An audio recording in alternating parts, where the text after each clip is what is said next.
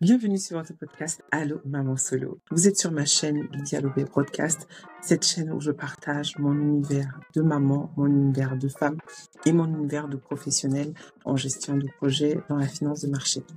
Alors aujourd'hui, on va parler d'un sujet lié directement au nom du podcast. On va parler des mamans solo, plus de cette appellation en fait. Et j'ai écrit un texte suite à des réactions que j'ai reçues quand je commençais à partager le podcast. J'ai d'abord été surprise et ça m'a fait me poser des questions, ça m'a fait me remémorer des choses que j'avais oubliées. Alors j'ai partagé une note d'encouragement à une maman et je pense que vous la connaissez déjà cet audio d'encouragement. Et dans le titre de l'audio, j'avais dit j'encourage ou encouragement à une maman solo parce que je me suis dit qu'elle en avait besoin.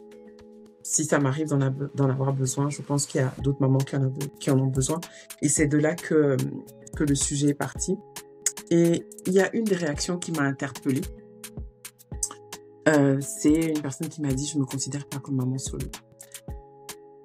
Et sur le coup, je me suis posé la question de savoir comment et surtout pourquoi une maman qui vit seule et qui élève ses enfants seule, au moins à 80% du temps, pouvait en arriver à se dire « Je ne me considère pas comme maman solo ».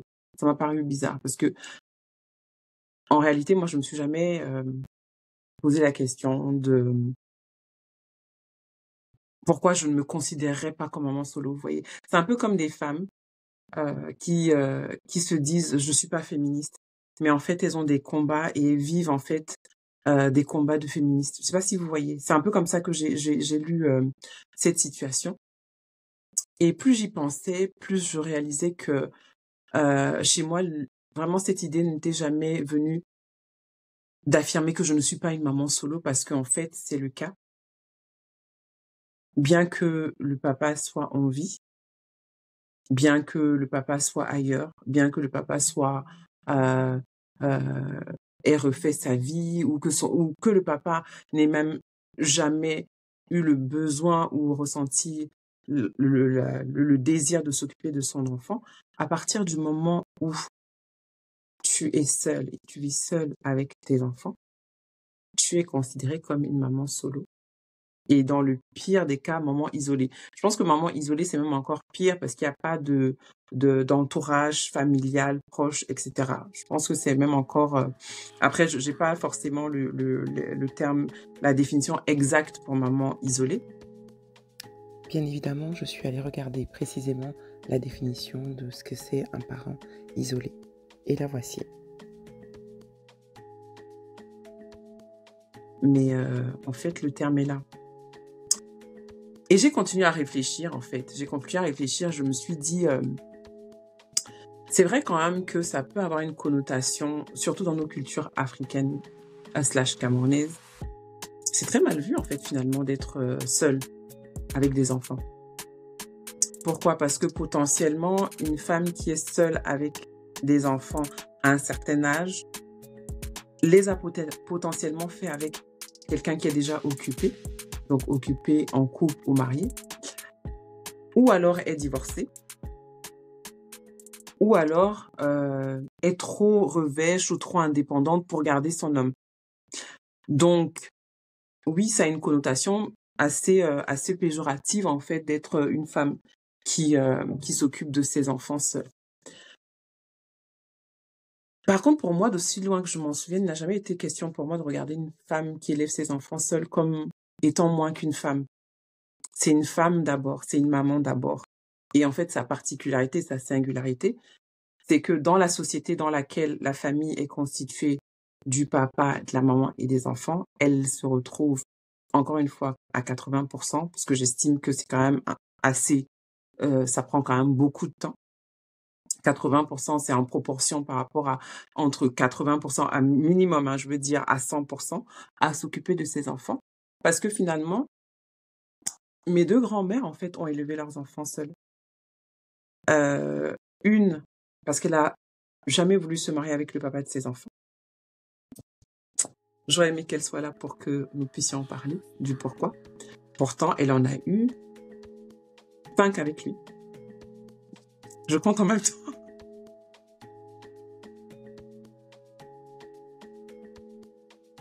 4. Elle en a eu 4 avec lui. Et de l'autre côté, il est décédé très, très, très tôt. Il avait la quarantaine. Donc, tout le reste de la vie jusqu'à ce qu'elle s'en aille, pas très loin de la soixantaine, elle a été avec ses enfants seule. Évidemment, dans le contexte africain, comme elle vivait au Cameroun notamment, elles n'ont jamais été seules à 100%, mais la société les regardait comme des mamans seules parce qu'elles n'étaient pas mariées, parce qu'elles étaient veuves. Dans ce que j'avais entendu d'elle, voilà, elle avait fait son parcours seule et je me suis jamais posé la question de comment elle avait fait pour s'en sortir finalement. Non pas qu'il fallait un homme pour s'en sortir, mais remettons dans le contexte, on parle des années 40-50, parce que nos parents sont nés dans les années 50. Ça n'a pas dû être évident. Et dans les années 70, chacune d'elles a réussi à faire voyager ses enfants. Donc, c'était pas des conditions, c'était pas forcément idéal, mais du fait de cette histoire-là, en fait, quand je me suis retrouvée à me dire que j'allais élever mes enfants seule, j'étais pas, voilà. Je me suis jamais dit, je ne me considère pas comme maman seule, je suis pas maman seule. Et je pense que c'est peut-être parce que cette idée avait déjà fait son chemin dans mon esprit, parce que quelque part, je m'étais toujours dit que je dois pouvoir assumer mes enfants seuls. Certainement parce que j'avais des femmes autour de moi qui s'occupaient de leurs enfants seuls. Je m'étais toujours dit que le papa soit là ou pas, qu'il soit présent ou défaillant, il faut que j'ai les moyens de m'occuper de mes enfants. Et j'avoue que ça a été un driver. Donc quand j'ai entendu cette réaction de je ne me considère pas comme une maman solo, j'ai tilté. Je me suis dit, est-ce que dire à une maman solo qu'elle est solo, c'est une insulte ou c'est péjoratif? Est-ce que c'est la mettre dans une case? Est-ce que c'est la diminuer?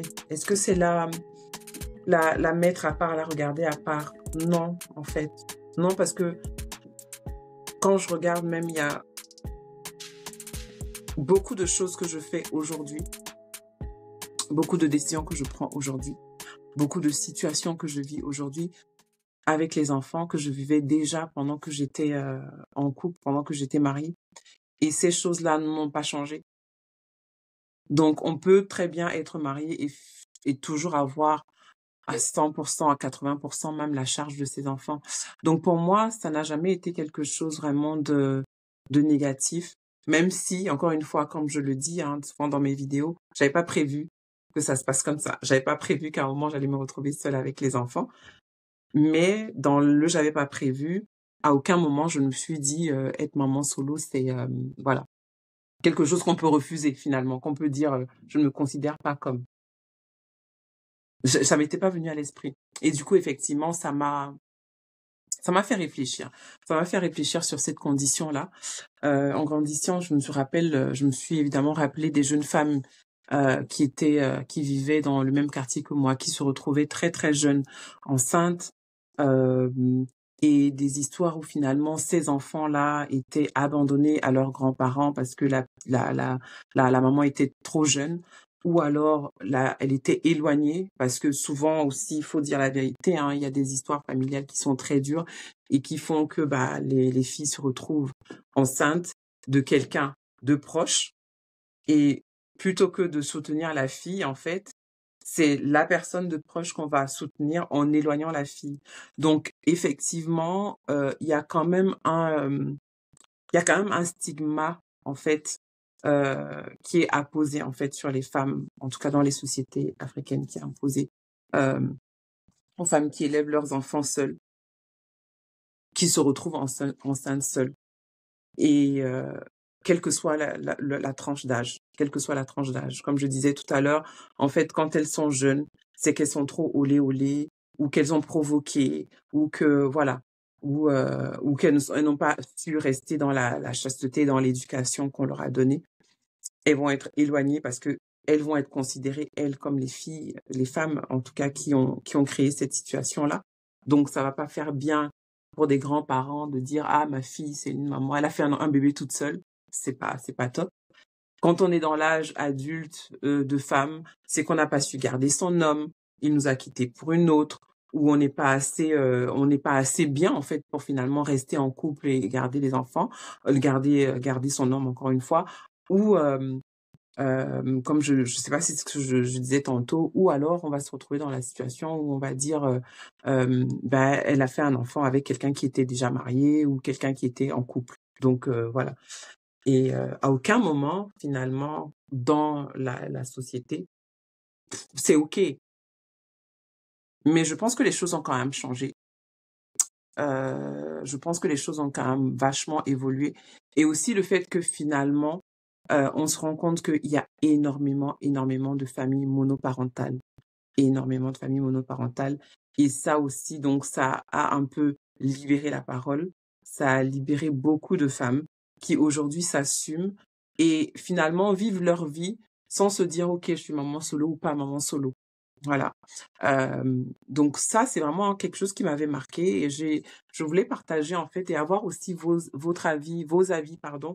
Vous qui êtes avec les enfants seuls, est-ce que le fait d'entendre que vous êtes maman solo vous a déjà a évoqué une réaction ou vous n'êtes jamais posé la question, vous élevez juste vos enfants, ou est-ce que pour vous on ne devrait pas utiliser ce terme-là parce que voilà, comme on m'a dit, tu es une maman avant tout, etc.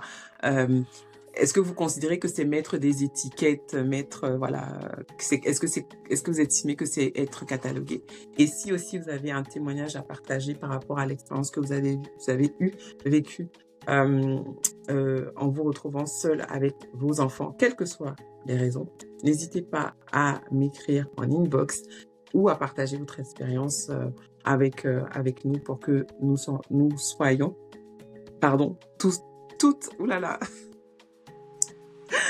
pour que nous soyons toutes enrichis de cette expérience, pour que